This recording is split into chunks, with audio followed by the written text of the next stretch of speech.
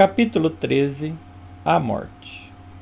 Para escrever algo sobre a morte, se faz necessário, tendo em conta a lei hermética da polaridade, escrever algo sobre a vida. Como vimos no capítulo O Poder, a lei da polaridade pode ser descrita como tudo é duplo, tudo tem dois polos, tudo tem seu oposto. O igual e o desigual são a mesma coisa. Os extremos se tocam.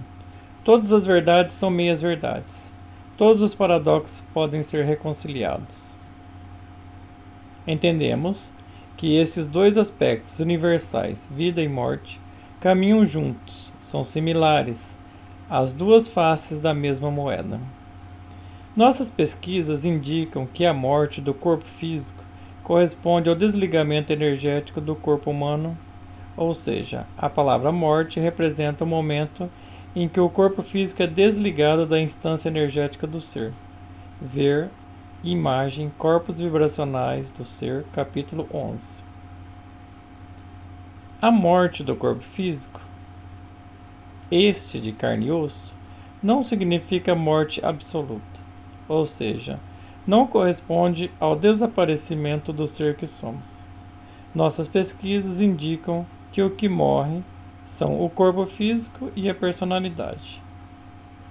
O corpo físico é alimentado durante toda a nossa vida pela instância energética do ser, que compreende 3 corpos com vibrações distintas: vital, emocional e mental. No momento em que dormimos, o corpo energético, comumente chamado de corpo astral, ou mais recentemente conhecido como psicossoma, por uma linha de estudo da consciência atual e promissora, se desacopla do corpo físico, permitindo ao corpo vital energizá-lo. Quando acordamos, o acoplamento se restabelece e o corpo físico já se encontra recuperado e revitalizado. Por outro lado, o cérebro utiliza o tempo em que estamos adormecidos para fazer uma espécie de digestão mental emocional. Com algum treino e perseverança, é possível captar informações trazidas pelo corpo astral em sua experiência extracorpórea, processo que também ocorre enquanto o corpo físico está dormindo. Percebemos que é muito importante distinguir entre o que é digestão mental, emocional, produzida pelo cérebro, os sonhos, e a experiência lúcida em corpo astral. A experiência lúcida fora do corpo físico é extraordinária, rica em detalhes e segue uma lógica própria da dimensão vibracional. O processo de reentrada do corpo astral dentro do corpo físico cessa no momento da morte do corpo físico, pois o vínculo entre os corpos é rompido. O corpo astral, então, recolhe todas as informações das células registradas no sangue e demais líquidos do corpo, e mergulha dentro do ponto dimensional localizado no ventrículo esquerdo do coração, conhecido como átomo nous, nossa conexão vibracional com as instâncias superiores do ser. Esse mergulho, realizado pelo corpo astral dentro do ponto dimensional do coração, fica gravado no cérebro como uma espécie de túnel luminoso, fato que já foi descrito por diversas pessoas que passaram pela experiência conhecida como quase-morte. A ciência ainda engatinha na investigação e compreensão da morte do corpo físico humano. Para a ciência tradicional, somente os fatos ditos materiais são verdadeiros e dignos de comprovação. Os fatos ditos espirituais fogem completamente à compreensão dos humanos ligados à ciência, já que esta está limitada pelo paradigma científico atual. Ou seja, nossa ciência, da forma como se apresenta, só avançará nesse assunto, que aqui tratamos, com uma quebra de paradigma. O que escrevemos tem como principal função trazer uma compreensão mais ampla do mundo à nossa volta, proporcionando a necessária e urgente quebra de paradigma da visão científica materialista atual. No entanto, as bases dessa nova ciência ou deste novo paradigma consciencial não serão centradas fora do humano, como é a visão da ciência tradicional, e sim dentro de nós mesmos. Para a ciência, se algo não for detectado por aparelhos ou interpretado segundo os seus conceitos fixados pelo paradigma vigente, não existe ou não merece ser estudado. Nossa experiência particular nos conduziu à quebra do paradigma materialista dentro de nós mesmos e na consequente utilização do nosso próprio corpo como instrumento de investigação nos mistérios da natureza. Certamente, um microscópio é um instrumento muito útil, imprescindível em alguns casos, assim como o é um telescópio, uma sonda espacial, os instrumentos de um laboratório, os veículos que criamos, enfim, toda a tecnologia ao nosso dispor atualmente.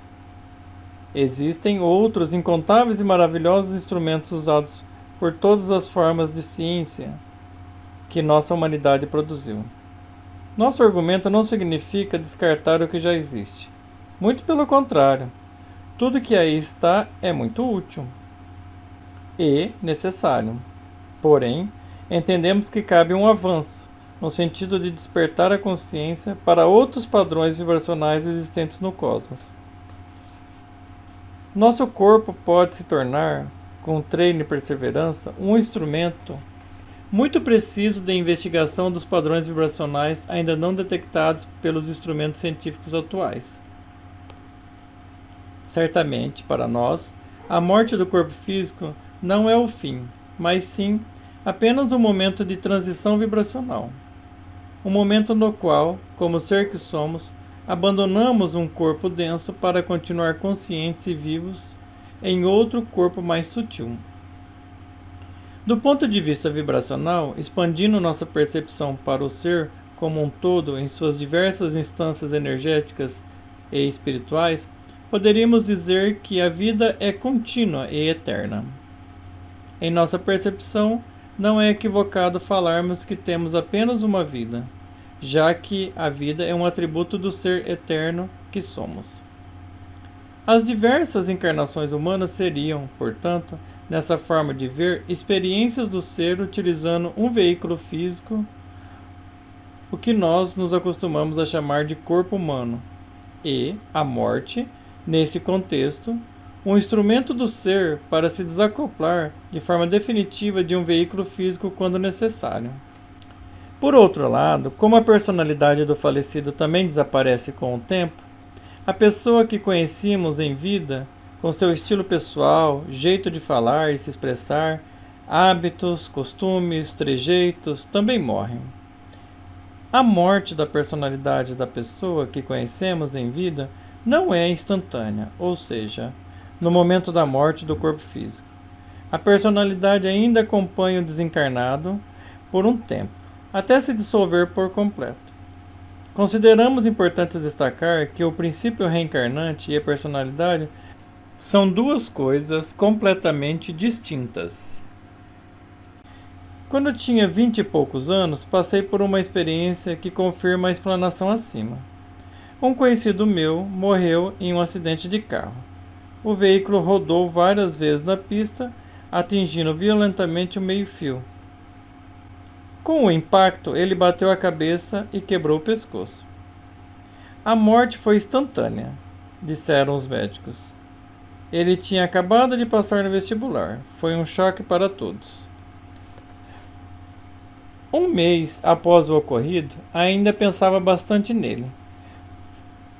Foi quando tive autorização para visitá-lo. Em uma experiência fora do corpo físico, utilizando o corpo astral, me vi em um imenso jardim, todo gramado e muito bonito. À minha frente existia um prédio bem grande. Percebi instantaneamente que se tratava de um hospital, naquela dimensão da existência. Fui caminhando em direção ao prédio. Quando a porta se abriu e meu colega da juventude surgiu e veio em minha direção, sorrindo, abracei-o calorosamente e perguntei: Oi, fulano. Prefiro omitir o nome verdadeiro. Você sabe que morreu? Pareceu uma pergunta óbvia, mas queria saber se ele tinha consciência que não estava mais na dimensão física, ou seja, que tinha desencarnado. Ele respondeu prontamente: Sim, sei sim. Aproveitei o momento para investigar mais sobre o pós-morte. Comecei a questionar sobre como ele estava e que local era aquele. Mas me diga, como você está se sentindo? Ele respondeu: Me sinto bem. O pescoço ainda dói um pouco, mas estou sendo tratado neste local. Com essa informação, ele me confirmou o que já tinha intuído sobre o local à nossa frente. Entendi que ele permaneceria ali um pouco mais de tempo até superar o trauma de ter quebrado o pescoço. Interessante observar como as experiências vividas com o corpo físico permanecem como memórias, nesse caso, doloridas, após a morte. Caminhamos pelo jardim por algum tempo. Ele vestia uma roupa bem comum para um jovem da época, calça jeans e camiseta branca. Ao concluirmos nossa conversa, ele me pediu: Avise minha família que estou bem.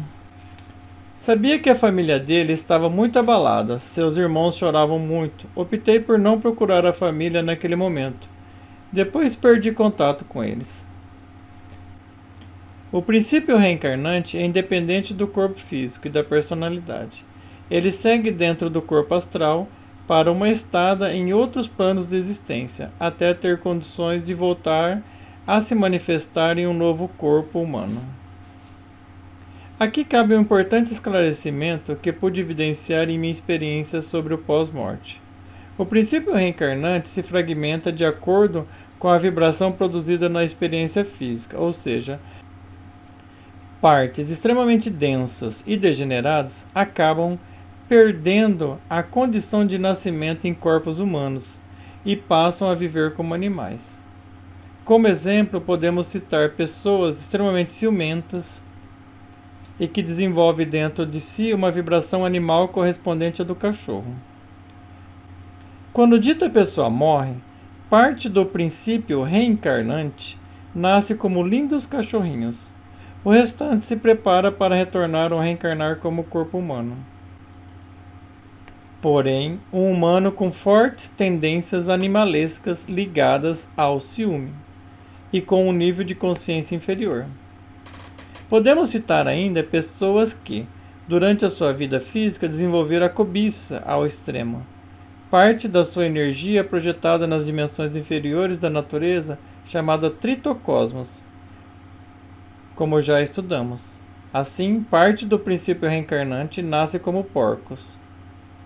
Isso vale para os diversos outros elementos densos que se manifestam atualmente na humanidade. Como conclusão desse processo, vemos as pessoas gradativamente, vida após vida, encarnação após encarnação, penetrando mais e mais na vibração animal. Pelo que conseguimos estudar até o momento, é um engano achar que existe um Deus que diz: esse vai para o céu e esse outro vai para o inferno. Nossas experiências nas dimensões superiores e inferiores da natureza indicam que são nossas próprias ações que produzem as mudanças vibracionais em nosso interior, gerando assim uma fragmentação. O que ocorre depois corresponde apenas a uma adequação da parte fragmentada em relação à densidade vibracional que lhe corresponde. Existe o que nós podemos chamar de ponto vibracional crítico ou energia limite crítica, ou seja, um limite de exploração do princípio reencarnante, no qual fica mais difícil o retorno à condição humana. Quando o indivíduo esgota suas possibilidades energéticas, perde o direito de nascer como humano e se torna um habitante do tritocosmos, até que seu próprio ser o resgate. Para tanto, o ser precisa preparar um novo corpo humano capaz de canalizar energias com vibração superior. Esse humano devidamente preparado nasce nesta dimensão física como qualquer outra criança. Porém, ao longo de sua vida, busca intensamente canalizar adequadamente suas energias e se iluminar, tornando-se consciente da sua função. O objetivo básico de um humano iluminado e espiritualizado é ser o salvador do seu povo, ou seja, das partes do seu próprio ser, seus irmãos e irmãs, que se densificaram vibracionalmente ao longo de inúmeras experiências físicas anteriores, vidas passadas. Em outras palavras, ele mesmo, considerando o ser que é. Cada humano pode se tornar o salvador do seu povo, ou seja, das suas próprias partes internas que afundaram nas infradimensões do tritocosmos. O humano preparado se veste com as energias e vibrações superiores do ser que é. Aceita o Cristo íntimo e os valores da consciência, e começa o trabalho de morte e renascimento, em vida. Estamos nos referindo, agora, não à morte física ou à perda do corpo humano, mas sim à morte psicológica, fundamental em qualquer trabalho interno de ascensão espiritual. A morte psicológica precisa ser bem entendida. Aqui retornamos às primeiras linhas desse capítulo. Escrever algo sobre a morte corresponde a escrever algo sobre a vida. Quando optamos conscientemente por atuar na função de servir ao nosso ser, no sentido de nos tornarmos seres humanos capazes de canalizar as energias necessárias para realizar o resgate das nossas próprias partes internas, compreendemos a morte psicológica. Cada atuação nossa em um passado, mesmo que remoto, precisa ser investigada e resgatada. Ao longo da nossa jornada de nascimentos e mortes, ocupando vários corpos humanos no planeta Terra, desenvolvemos inúmeros elementos densos com aspectos e vibrações animalescas, que hoje nos escravizam violentamente, pois estão submetidos às leis inferiores, tais como descrevemos no capítulo Cosmos. São partes nossas, que hoje habitam essas regiões inferiores do tritocosmos. Como já citamos anteriormente, existe uma região dimensional chamada astral inferior, que é uma cópia do mundo físico. Nessa região existem casas, cidades, locais de trabalho, tudo praticamente igual à dimensão física. Quando uma pessoa morre e não toma consciência da própria morte, pode ficar presa por um tempo nesse ambiente. Já outras pessoas que têm um pouco mais de consciência despertam para essa experiência pós-morte e são encaminhadas a hospitais de cura no chamado astral superior. Infelizmente, também existem pessoas que abaixaram demasiadamente sua vibração em vida e, assim, por força de lei das densidades vibracionais, afundam em dimensões do tritocosmos. A morte é um ser muito interessante. Ela se veste com um manto negro que cobre toda a cabeça. Seu rosto é cadavérico e não dá para ver os pés. Carrega nas mãos uma gadanha, que utiliza para cortar a conexão entre o corpo humano e a instância energética do ser. Esta conexão é conhecida esotericamente como cordão de prata. Esse procedimento impede a reentrada do corpo astral no corpo físico, assim como também o corpo vital fica impossibilitado de revitalizar o corpo físico. Tive a honra de entrar em contato com ela pela primeira vez no ano de 2003, quando veio visitar um colega. Estávamos praticando meditação juntos quando ela se aproximou. Ao perceber sua presença, comentei: "Você viu quem chegou?"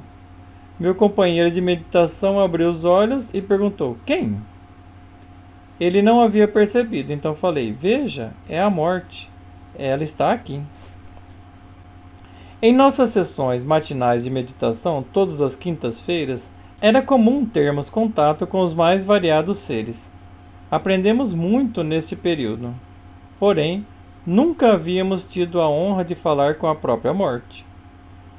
Visto que ela não estava ali naquele momento para exercer seu ofício, deixou a gadanha de lado e tirou sua vestimenta. Então, pudemos conhecê-la realmente, sem sua roupa de serviço. A morte se apresentou para nós como uma linda menina, uma criança aparentando uns 6 anos de idade. Muito doce e gentil. Foi uma visão extraordinária. Com um sorriso fácil no rosto, ela se mostrou disponível para um diálogo conosco. Então perguntei: "Oi, a que devemos a honra de sua presença?" Ela respondeu: "Vim lhe avisar sobre ele." Ela estava se referindo ao meu colega de meditação. que naquele ano completaria 67 anos. Ela continuou: o tempo dele está acabando, mas ainda é possível fazer um ajuste. Ele precisa mudar de oitava. Compreendemos imediatamente o que a senhora Morte nos falava. Em 2003 foi o ano em que eu havia feito a experiência do jejum consciente, um processo de 21 dias que gera uma alteração em nosso padrão vibracional, produzindo uma mudança de oitava.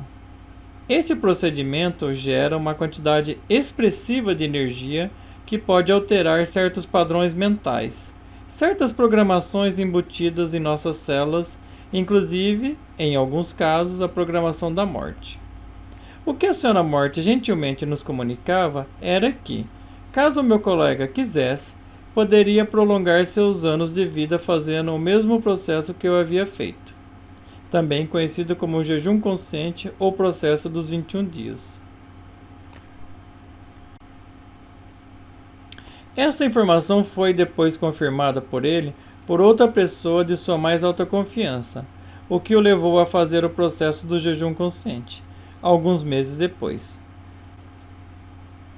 Este colega está vivo até hoje, 15 anos após esse extraordinário encontro. Essa experiência transcendental nos mostrou que a morte permite negociações com relação ao tempo de vida que temos para ocupar um corpo físico humano. Outra conclusão importante se refere às programações que estão enraizadas em nossas células. Ao que tudo indica, se não acionarmos nosso poder de transformação interior, seguiremos, inevitavelmente e de forma inconsciente, programações pré-estabelecidas no momento da nossa concepção. Segundo nossas pesquisas, nosso tempo de vida natural em um corpo humano é determinado por duas formas de energia distintas. Uma que recebemos de nossos pais no momento da concepção, a chamada energia ancestral, e outra que já trazemos conosco, vinda do princípio reencarnante. Porém, existe um tipo de energia extra que pode ser gerada durante a vida. Considerando que uma pessoa não tome atitudes suicidas, tais como ingerir bebida alcoólica, fumar, usar drogas, comer de forma desproporcional, aumentando exageradamente a massa corporal, ou, ao contrário, privar o corpo da alimentação necessária, viver perigosamente a ponto de perder a vida em acidentes, ou seja, descartando as situações que podem ser evitadas, podemos associar o tempo de vida de um corpo humano às energias de base que citamos acima.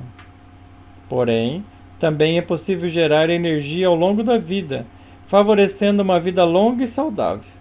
Como já descrevemos, quando adormecemos, o corpo vital entra em ação para revitalizar o corpo. Como o corpo vital tem sua vibração principal, ou assento vital, localizado nos quadris, principal ponto de formação das novas células do corpo, podemos energizar nossos quadris, favorecendo, assim, o trabalho do corpo vital e, por consequência, o corpo físico como um todo.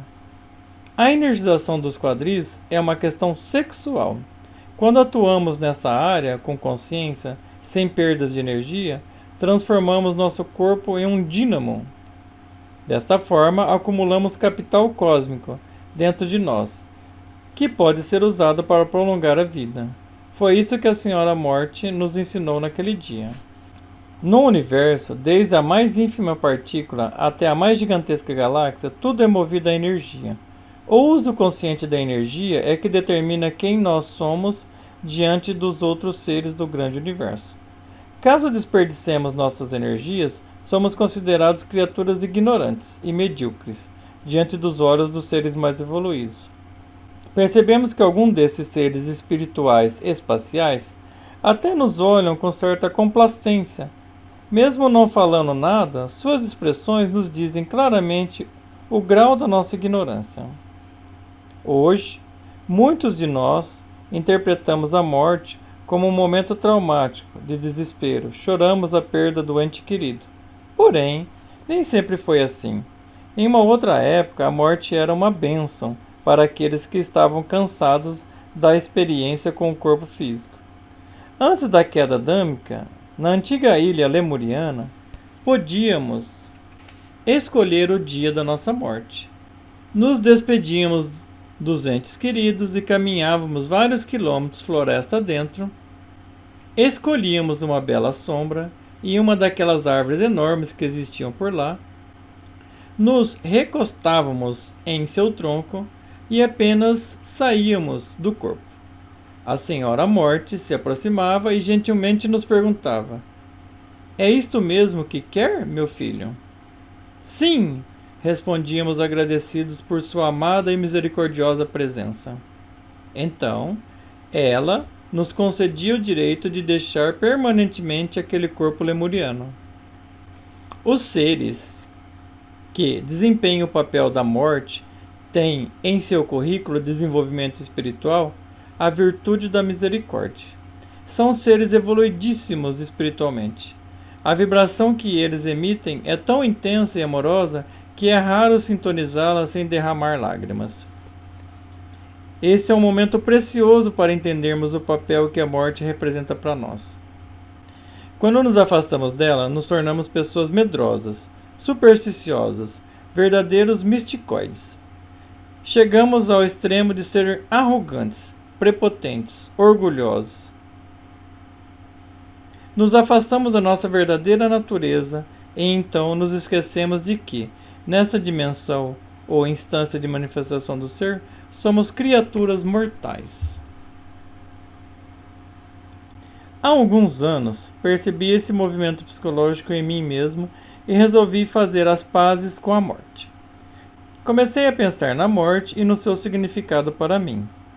Depois de algumas horas em sintonia nesses pensamentos e sentimentos, entrei em meditação e tive a honra de recebê-la novamente. Ela chegou sem sua roupa de ofício, já que não era minha hora de partir, o que fiquei aliviado, claro. Sua presença me causou muita emoção. Senti os olhos arderem e as lágrimas desciam sem controle, então falei para ela: "Mãe Morte, quero fazer as pazes com a senhora." Ela me respondeu com muito amor: "Você é um filho muito querido." Recebi sua bênção em meio a muitas lágrimas. Realmente fiquei muito emocionado. Desde então, me sinto muito tranquilo com sua presença. O amor e a misericórdia que ela transmite transpassam nosso ser como um raio dourado, iluminando tudo em seu caminho. Não existe nada igual à sua presença. O aconchego em seu seio é algo indescritível.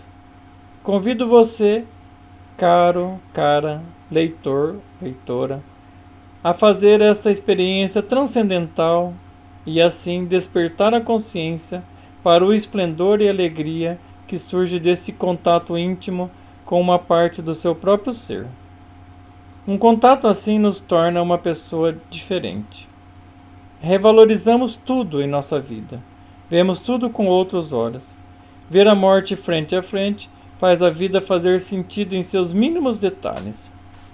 Para concluir, queremos evidenciar que a morte pode agir em nós sem que percamos o corpo físico. Trata-se de a morte psicológica.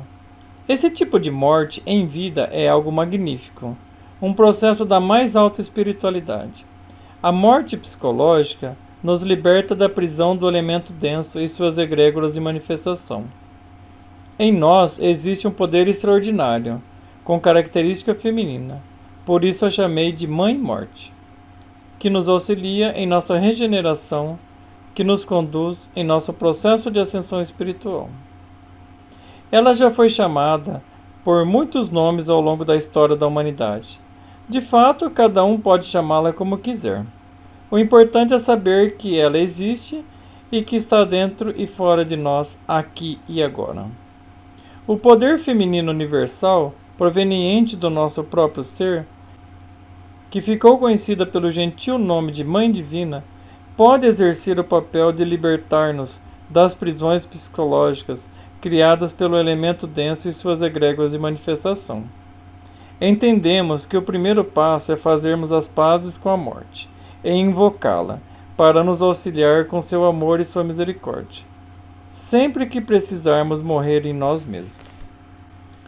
A morte em vida corresponde à liberdade que tanto almejamos.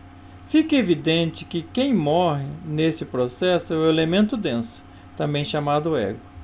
Quando o ego morre, nós renascemos, despertamos para novos estados de consciência, alcançamos e sintonizamos outros padrões vibracionais do ser que somos.